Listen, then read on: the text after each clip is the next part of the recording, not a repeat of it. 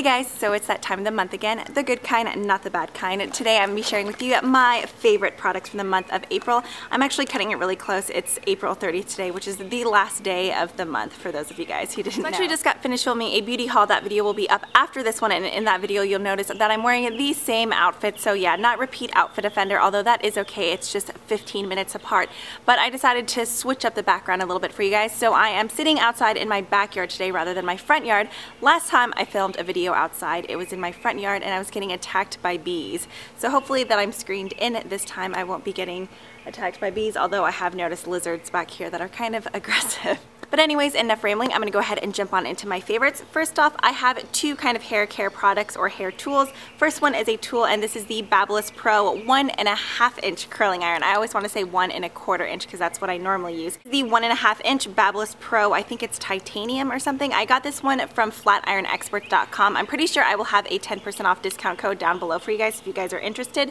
I noticed in my last video of the I Heart Spring tag, a ton of you guys were requesting a hair care tutorial. All I did was curl my hair really loosely with this, just went through with huge sections and just kind of brushed my fingers through. That's why it was so much straighter than what it usually is. Honestly, the look was really close to what I'm wearing right now. I think this is actually like 2-day hair, whereas last time it was 3-day hair, so it just gets looser and looser as the days go on. My next hair favorite is a styling product. This is from Kenra and it's the Blow Dry Serum. I'm not positive about this. I know that there's at least 2 counting this one, but I have a feeling that there may be 3. I'm pretty sure I've seen a blow dry mist, a blow dry spray, and then the blow dry serum. So the 3 kind of cater to 3 different types of hair textures, whether you have fine and thin hair or kind of like medium thick hair to really thick hair. So I have incredibly coarse and thick hair. That's why I basically never blow dry my hair. When there are days that I do blow dry my hair, I use the blow dry serum. So what I'll do is take 2 to 3 pumps of this and just rub it between my hands and go from mid shaft down to my end. No kidding, it cuts my blow drying time in half, which is a total lifesaver for me because by the end of it my arms are sore and I'm just like hot and cranky because I've been blow drying my hair for so long. Next up is an item that I guess I would put in the skincare category. This is from Clean and Clear and these are the oil absorbing sheets. I've been using these a ton lately since it's been getting more and more humid. It's been making my face get more and more shiny, especially kind of in my T-zone area. So I like to just keep these in my bag to blot throughout the day rather than adding on more powder and becoming like cake face. This really help absorb any excess oil without disturbing your makeup. Category are nails. First off, I have a top coat. This is by Butter London. It's the Hardwear PD Quick Top Coat. I love this stuff. I know most people swear by the Séché Vite Quick Dry Top Coat. However, I don't know what it is about that polish. It just does not work for me. I'll apply it and 2 or 3 days later I can peel off my nail polish in like one big coat. It's not like it chips. The whole actual like polish on each nail peels off. So yeah, the polish dries really quickly. However, it doesn't really do much for me if it's going to make my nails peel off in like 2 days. So I love this stuff. It is quick dry. It may not be as quick drying as a Séché Vite, but I like it because it's a lot thinner and less gummier than the Séché Vite, and it's still quick drying and leaves my nails super glossy.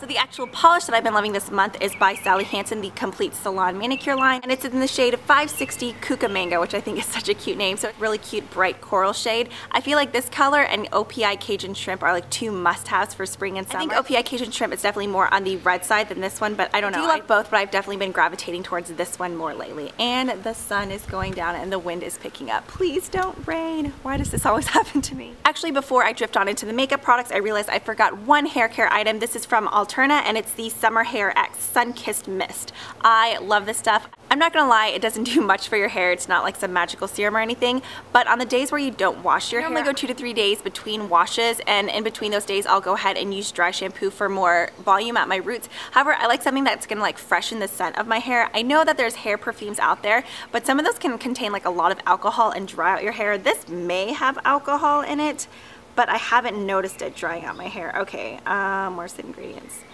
That font's way too small, I apologize. It's free of parabens, sodium chloride, phthalates, gluten, synthetic color, and mineral oil. Basically what it does for me is just freshen the scent of my hair and leaves this gorgeous shimmer. I don't know how well you'll be able to see it now that the sun went down, but yeah, it just makes your hair smell like beachy coconuts, and I don't know, I just really like the shimmer in it. The bottle's super pretty.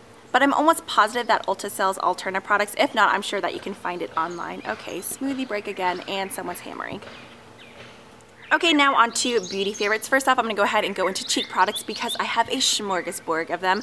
I don't even know if you can really use that term with things other than food, or maybe I'm just using it totally wrong. I don't know, but I just really felt like saying that word. So first off, I have the 10 color blush palette from BH Cosmetics. Now, I haven't tried all of these colors, and I will say that there are about 2 in here that are super chalky out of the ones that I've tried so far, but that's not the point. The main thing is that there are 3 or actually 4 blushes in here that I'm absolutely obsessed with. I'm not really sure if BH Cosmetics sells their blushes individually. I'm guessing not though, because there's not any sort of name anywhere on this palette.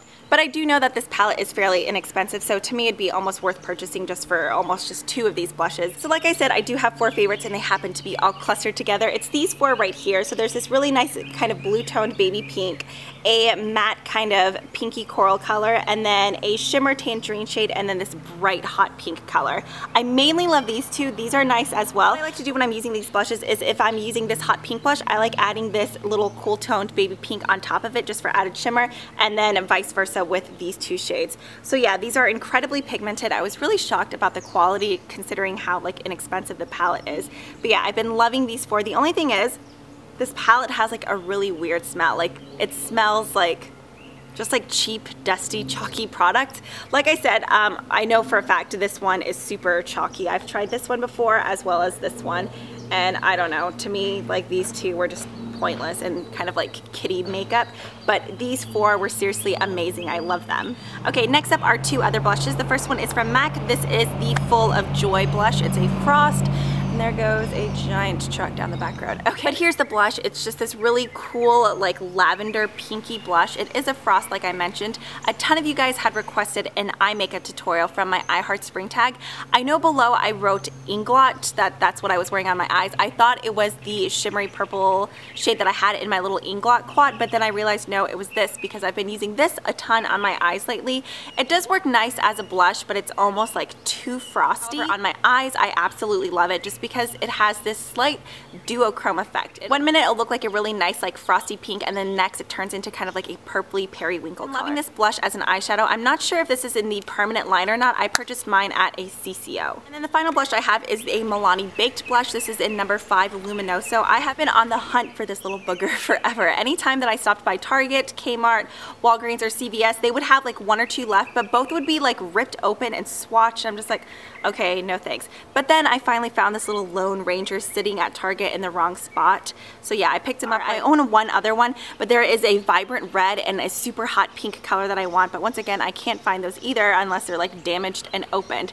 So yeah, if you're looking for some nude blushes, definitely check out the Milani Baked blush. A while back, Physicians Formula sent me a box of their products, and this happened to be included in it. And this was probably one of the products that I was least excited about. I was just like, oh, I don't know, that looks really light for a bronzer. However, it's incredibly pigmented. I've been using this a ton lately. So I'd say if you're like fair to medium skin tone, it's a great contoured shade. However, I've even gained some color lately, so it's not working as great as a contour as it was before, but I still like using it as a light bronzer to sweep over my cheeks and on my forehead just to give me some added color. So yeah, I was really surprised about the quality of this guy. And then I have 2 face products. First off is a makeup primer from Laura Geller. This is the Spackle Tinted Under Makeup Primer in Bronze, and my foot's asleep. Like I said, it is a primer, and with a primer, you typically apply it before your foundation. But like I mentioned earlier, a lot of my foundations are super light on me, and whenever we moved from Orlando, I got rid of a ton of my foundation. So foundations that were light and dark at the time, I just got rid of and threw away. And so now I'm kind of stuck with super light foundation, so I've been having to like dust on extra bronzer to make my face match my neck and the rest of my body. So what I've been doing is taking a pump of my foundation on the back of my hand and just squeezing some of this in and mixing it just to add some color to it.